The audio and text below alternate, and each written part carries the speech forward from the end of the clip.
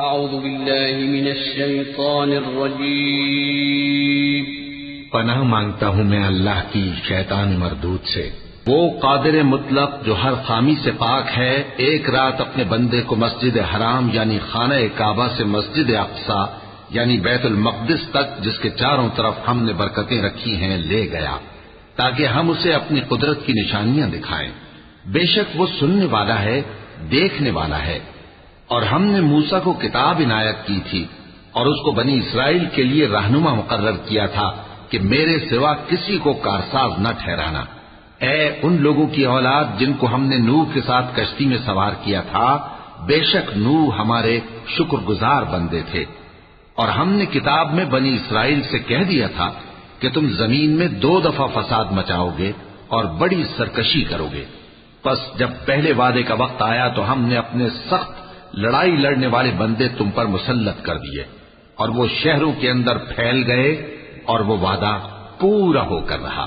پھر ہم نے دوسری بار تم کو ان پر غلبہ دیا اور مال اور بیٹوں سے تمہاری مدد کی اور تم کو جماعت کثیر بنا دیا۔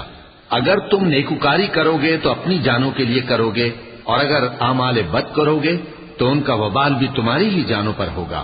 پھر جب دوسرے وعدے کا وقت آیا تو ہم نے پھر اپنے بندے بھیجے تاکہ تمہارے چہروں کو بگاڑ دیں، اور جس طرح پہلی دفعہ مسجد بیت المقدس میں داخل ہو گئے تھے اسی طرح پھر اس میں داخل ہو جائیں، اور جس چیز پر غلبہ پائیں اسے تباہ کر دیں۔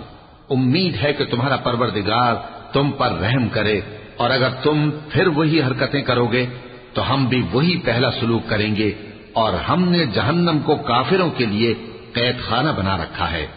یہ قرآن وہ رستہ دکھاتا ہے جو سب سے سیدھا ہے، اور مومنوں کو جو نیک عمل کرتے ہیں بشارت دیتا ہے کہ ان کے لیے اجر عظیم ہے، اور یہ بھی بتاتا ہے کہ جو آخرت پر ایمان نہیں رکھتے ان کے لیے ہم نے دکھ دینے والا عذاب تیار کر رکھا ہے۔ اور انسان جس طرح جلدی سے بھلائی مانگتا ہے اسی طرح برائی مانگتا ہے، اور انسان بڑا جلد باز ہے۔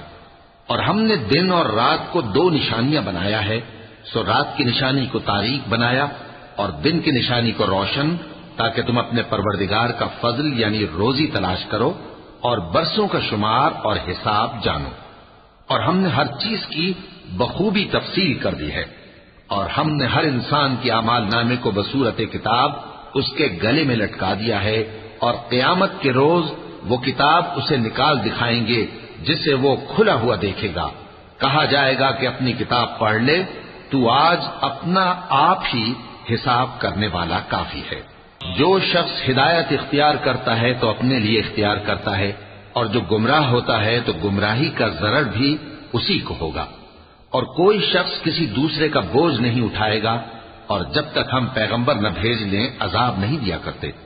اور جب ہمارا ارادہ کسی بستی کے ہلاک کرنے کا ہوا تو وہاں کے آسودہ لوگوں کو فواحش پر معمور کر دیا، تو وہ نافرمانیاں کرتے رہے۔ پھر اس پر عذاب کا حکم ثابت ہو گیا اور ہم نے اسے ہلاک کر ڈالا۔ اور ہم نے نوح کے بعد بہت سی امتوں کو ہلاک کر ڈالا، اور تمہارا پروردگار اپنے بندوں کے گناہوں کو جاننے اور دیکھنے والا کافی ہے۔